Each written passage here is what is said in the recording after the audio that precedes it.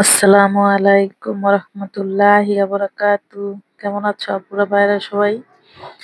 আজকে আমি সিম দিয়ে আর কার্পু মাছের পেটি দিয়ে রান্না করব।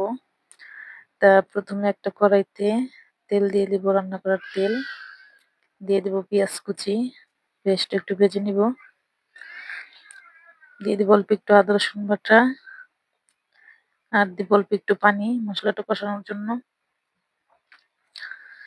এখন আমি একে একে সব মশলা দিয়ে দিব স্বাদ মতো লবণ দিয়ে দিলাম, দিব হলুদের ফাঁকি, মরিচের ফাঁকি,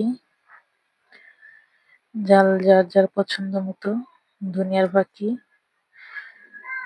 দেওয়া শেষ। এখন আমি এই মশলাটা ভালো করে কষিয়ে নিব, একটু সময় নিয়ে কষিয়ে নিতে হবে।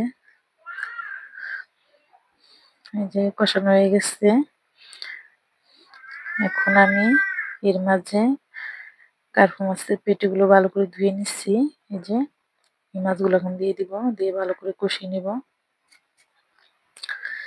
এর আগে আমি সিলভার কাপ মাছের পেটি দিয়ে সিম দিয়ে রান্না করে দেখেছিলাম তোমাদের, তা অনেকের কাছে ভালো লাগছে তরকারিটা। তা আজকে আবার এভাবে রান্না করব। কষানো হয়ে গেছে, মাছটা উঠিয়ে নিলাম। এখন এই যে সিম কেটে ধুয়ে নিচ্ছি, এখন সিমটা আবার কষিয়ে নিব। আমি কয়েকবার এর মাঝে লাড়া দিয়ে দিচ্ছি, কষানো হয়ে গেছে দেখো পুরা। এখন আমি এর মাঝে তরকারি ঝোলটা দিয়ে দিব, যে পরিমাণ মতো।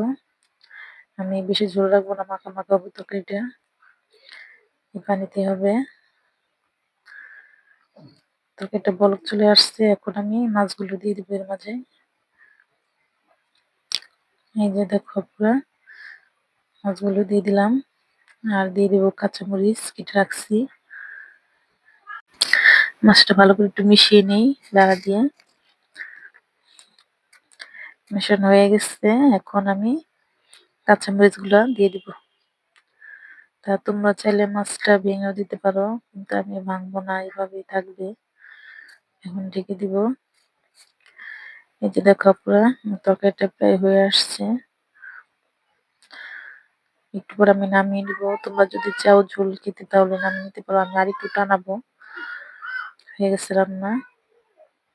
এই যে দেখো পুরো একটা বাটিতে বেড়ে নিলাম, আমি তো ঝোল রাখি নাই। এই যে দেখো পুরা, তো মাশাআল্লাহ তরকারি কালারটা খুব সুন্দর হয়েছে। তা তোমরা বাড়িতে এভাবে রান্না করে খেয়ে দেখবো, অনেক ভালো লাগে। আর আমার ভিডিওটা ভালো লেগে থাকলে অবশ্যই আমার চ্যানেলটাকে সাবস্ক্রাইব করে রাখবা। আর সবার আগে আরেকটা কথা, আমাদের জন্য দোয়া করবা, আমরাও দোয়া করি। আজকে পর্যন্ত আপুরা, আসসালামু আলাইকুম রহমতুল্লাহি ওয়া বারাকাতুহু। আল্লাহ হাফেজ।